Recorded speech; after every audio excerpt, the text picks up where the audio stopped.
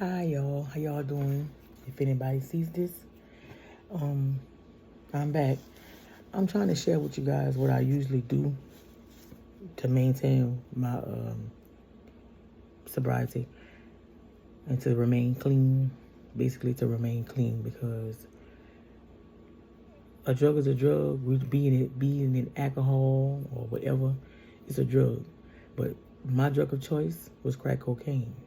So that outweighed anything. I didn't care about drinking and none of that. As long as I had that, it didn't really matter. So that's my main focus in my life now that I am clean and sober, is to stay away from the drug, to avoid people who do it, and to maintain my sobriety. So I'm trying to share with you guys what I do every night, and I try to make sure I do it every night, and especially every morning. And I have an app on my phone, the King James Bible, that I read that every morning, and I read it at night also. But I like to read these daily breads that I had got once off when I was in prison. I like to read these and go by daily, and tell you the daily verses. And then I look up the scriptures that it tells you to read in my Bible. And then I say my prayers. In the morning, I say my prayers at night, and I go to sleep. So I like to start off in the day, in the morning time, basically say my prayers so I can be strong throughout the day. Because for 25 years of my life, I gave it over to drugs. And I recently got clean in August of last year on the 12th. And I'm trying to maintain that, which I am maintaining that. And I had asked God to deliver me when I was locked up. I asked God to deliver me. And he has held on to me. Even when I was in those streets, he held on to me. I just didn't realize it. But he never left me. Being the time that I did, the mountains that he moved, he never left me. And I believe that that's my higher power. I choose to call God because I love God and God loves me. And he don't play about me. So that's what I do. But anyway, to give you a little backstory on me, I'm 47 years old. I am from a little small town called La Rose. I had said it the other night when I did my first video. But that was just a little quick run through. And then it was a little noisy. So I want to make up for that. Yeah, I picked up drugs because of heartbreak. And I had some physical abuse and some sexual abuse in my past. I'll get to that at a later date. But yeah, the emotional abuse of a man that left me. He broke up with me. Well, he didn't break up with me. He was just a cheater. He just cheated and cheated and cheated. And I had invested all I had into this guy. One of his baby mamas had told me one time, girl, don't invest your life into that man. That man is going to do something like he did to me, to you. And she ought to listen to that. So always knew. Once a cheater, always a cheater. He going to cheat again and again and again. And that's another reason why he probably ain't happy now. Because he's on his second marriage. That's out the window. He's second divorce. And he's starting over. But that's neither here nor there. But, hey man, I wish them all the luck. I don't wish no ill will toward them. But I know what he did to me. Until he repents from that, or at least makes amends, he's not going to be happy. That's how I feel about it. But anyway, yeah, he just cheated on me and I called him multiple times, and then he finally left me, and then 6 months later he got married. That sucked because I was with him for 5 years. That sucked, and we were drug dealers, so I got high on my own supply. And it's another thing, they say, don't ever get high on your own supply.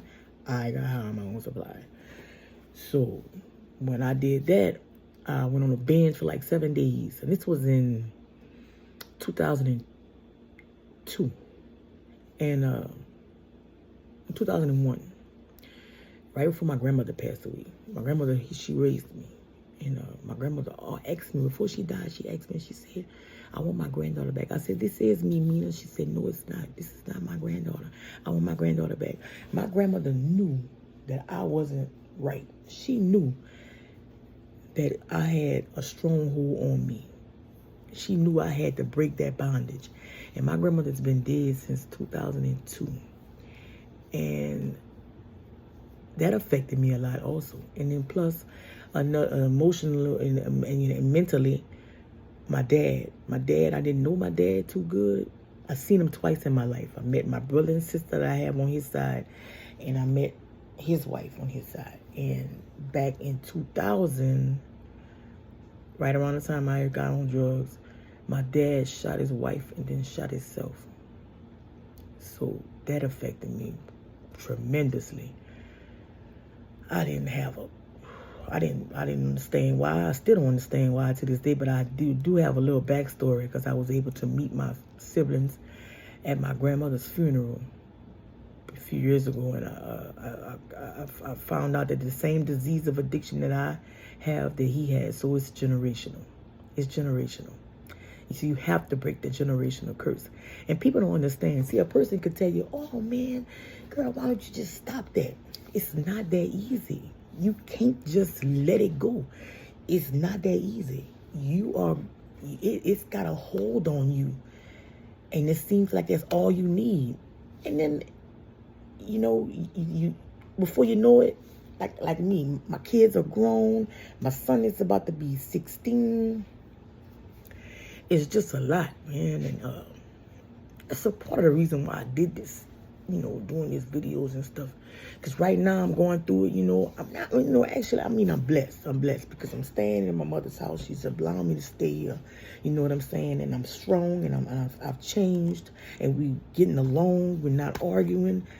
But it's just that I need to get me a job, and I've been applying here and there. But my background, because of the fact that I did so many things and I've been to prison so many times, man, that background sucks. My background sucks.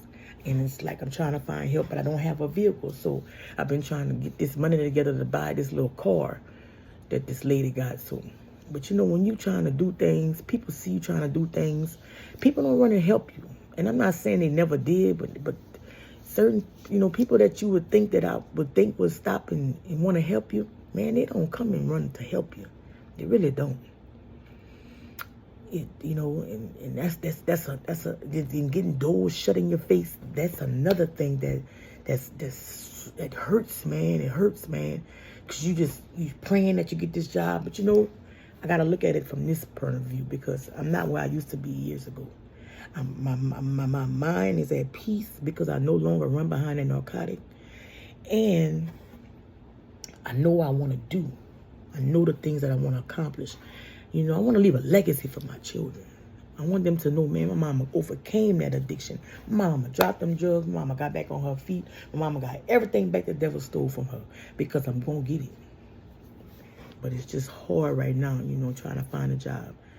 But I remain positive. I remain optimistic because when one door shuts, another one going to open. And I feel like that God got another plan for me. He's got a plan for me. I just got to be patient and let it play out. So tonight when I say my prayers tonight, I'm going to pray. But I'm going to first thank him because right now today, I didn't get high today. I did not use nothing today. I no longer smoke, and I was an avid smoker, a pack or 2 packs a day. I no longer smoke cigarettes. I no longer drink alcohol. I no longer smoke crack cocaine. And that has been my thing for years. All I knew. If anyone says it can't happen, then I'm easy. I'm easily saying this because I'm fresh in my recovery and I'm fighting it. I'm fighting it. And most people might judge me if people start to getting into my little video here and there. People might judge me, but I don't care. Because I done seen it all, I done done it all to the full. To the full. You know what I do sometimes? Also what I do, I've been going to church with a friend of mine. We've been going to a church right up the road up there. I'm thankful for that, and I love the church. Shout out to Greater Newfound Baptist Church, holding me down in my heart. I'm not ready to join church yet at this moment because I'm still finding myself, and I'm still learning to love myself. But I am able to attend because I want to hear the word. But I also watch Pastor Keon Henderson.